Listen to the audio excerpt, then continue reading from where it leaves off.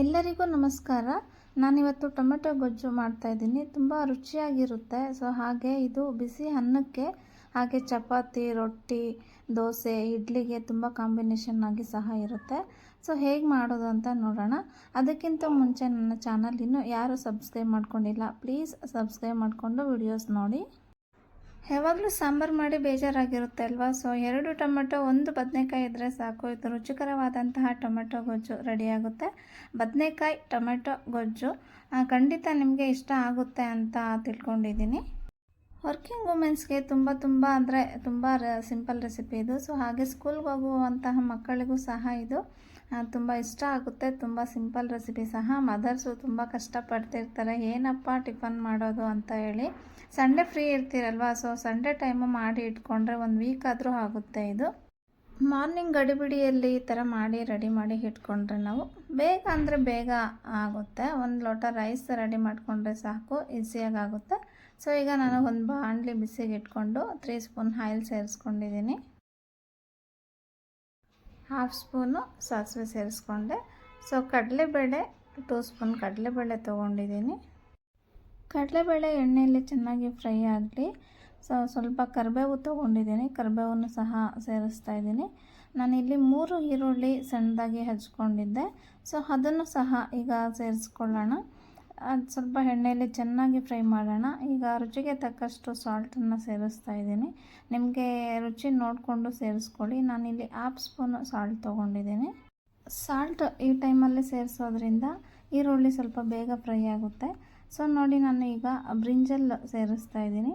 ನಾನು ಇಲ್ಲಿ 2 ಬ್ರಿಂಜಲ್ ತೊಗೊಂಡಿದ್ದೆ. ನೀವು ಅಷ್ಟೇ ಮನೆಯಲ್ಲಿ ಎಷ್ಟಿದೆಯೋ, ನಿಮ್ಮ ಮನೆಯಲ್ಲಿ ಎಷ್ಟು ಜನ ಇದ್ದಾರೋ ನೋಡಿಕೊಂಡು ಮಾಡ್ಕೊಳ್ಳಿ. ಇದು ಎಕ್ಸ್ಟ್ರಾ ಇದ್ರೂ ಸಹ ನೀವು ಎಕ್ಸ್ಟ್ರಾ ಮಾಡ್ಕೋಬೋದು. ನಾನು ಮಾಡ್ತಿರುವಂತಹ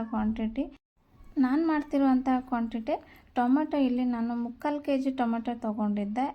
ಸ್ವಲ್ಪ ಜಾಸ್ತಿನೇ ಮಾಡಿ ಇಟ್ಕೋತೀನಿ ಫ್ರಿಜ್ಜಲ್ಲಿ ಟೊಮೆಟೊ ಗೊಜ್ಜು ಇತ್ತಂದರೆ ಮಕ್ಕಳಿಗೆ ತುಂಬ ಇಷ್ಟಪಡ್ತಾರೆ ಇದು ಟೊಮೆಟೊ ಗೊಜ್ಜು. ಅದಕ್ಕೆ ನಾನು ಸ್ವಲ್ಪ ಜಾಸ್ತಿನೇ ರೆಡಿ ಮಾಡಿ ಇಟ್ಕೊಂಡೆ. ಬ್ರಿಂಜಲ್ಲು ನೀವು ಯಾವುದನ್ನಾದರೂ ತೊಗೊಳ್ಳಿ. ನಾವು ವಾಂಗಿಬಾತ್ ಮಾಡ್ತೀವಲ್ಲ, ಅದನ್ನಾದರೂ ತೊಗೋಬೋದು. ನೋಡಿ, ಈಗ ನಾನು ಲಿಡ್ ಕ್ಲೋಸ್ ಮಾಡಿ ಒಂದು 10 ನಿಮಿಷ ಹಾಗೆ ಫ್ರೈ ಮಾಡ್ಕೊಂಡಿದ್ದೆ. ನೋಡಿ ಎಷ್ಟು ಸಾಫ್ಟಾಗಿ ಆಗಿದೆ ಅಂತ ಹೇಳಿ. ಖಂಡಿತ ಬದನೆಕಾಯಲ್ಲಿ ಒಂದು ಸಲ ಟ್ರೈ ಮಾಡಿ ನೋಡಿ, ನಿಮಗೆ ಇಷ್ಟ ಆಗುತ್ತೆ. ನನಗೆ ಇದು ನಮ್ಮ ಮಮ್ಮಿ ತೋರಿಸ್ಕೊಟ್ಟಿದ್ದು. ಇದು ಚೆನ್ನಾಗಿ ಫ್ರೈ ಆಗಿದೆ. ಈಗ ನಾವು ಸ್ಪೈಸಸ್ಸು ಸೇರಿಸ್ಕೊಳ್ಳೋಣ. ನಾನಿಲ್ಲಿ ಚಿಲ್ಲಿ ಪೌಡರು 1/2 ಸ್ಪೂನು ತೊಗೊಂಡಿದ್ದೀನಿ. ಹಾಗೆ ಸಾಂಬಾರು ಪೌಡರು ಮನೆಯಲ್ಲಿ ನಾವು ಬೇಳೆ ಸಾರಿಗೆಲ್ಲ ಯೂಸ್ ಮಾಡ್ತೀವಲ್ವ, ಅದೇ ಸಾಂಬಾರು ಪೌಡರು ತೊಗೊಂಡಿದ್ದೀನಿ. ಅದನ್ನು 1 ಸ್ಪೂನು ತೊಗೊಂಡಿದ್ದೀನಿ. ಗರಂ ಮಸಾಲ, ಇದರಲ್ಲಿ ಗರಂ ಮಸಾಲ ಸೇರಿಸಿದ್ರೆ ಸ್ವಲ್ಪ ರುಚಿ ಎಕ್ಸ್ಟ್ರಾ ಇರುತ್ತೆ. ಅದಕ್ಕಾಗಿ ಗರಂ ಮಸಾಲ 1 ಸ್ಪೂನ್ ತೊಗೊಂಡಿದ್ದೀನಿ. ಅರಿಶಿಣ 1/2 ಸ್ಪೂನು ಸೇರಿಸಿದೆ. ಅದು ವಿಡಿಯೋ ಸ್ಕಿಪ್ ಆಗಿದೆ. 1/2 ಸ್ಪೂನು ಅರಿಶಿಣ ಸೇರಿಸ್ಕೊಳ್ಳಿ. ಇದು ಒಂದು ಸ್ವಲ್ಪ ಹಸಿ ಸ್ಮೆಲ್ ಹೋಗೋ ತನಕ ಫ್ರೈ ಮಾಡಿಕೊಂಡು ಕೊತ್ತಂಬರಿ ಸೊಪ್ಪು ಸೇರಿಸ್ಕೊಳ್ಳೋಣ ಲಾಸ್ಟಲ್ಲಿ. ಲಿಡ್ ಕ್ಲೋಸ್ ಮಾಡಿ ಸ್ಟವ್ ಆಫ್ ಮಾಡೋಣ. ರುಚಿಕರವಾದಂತಹ ಬದನೆಕಾಯಿ ಟೊಮೆಟೊ ಗೊಜ್ಜು ರೆಡಿ ಆಗಿದೆ. ಪ್ಲೀಸ್ ಫ್ರೆಂಡ್ಸ್, ನಿಮಗೂ ಇಷ್ಟ ಆಗ್ಬೋದು ಅಂತ ತಿಳ್ಕೊಂಡಿದ್ದೀನಿ. ಖಂಡಿತ ಬ್ಯಾಚುಲರ್ಸ್ಗಂತೂ ತುಂಬ ಈಸಿಯಾಗಿ ಮಾಡ್ಕೋಬೋದು ಈ ರೆಸಿಪಿನ. Thank you so much for watching video. Next ವಿಡಿಯೋದಲ್ಲಿ ಮತ್ತೆ ಸಿಗ್ತೀನಿ. ಬಾಯ್. Thank you.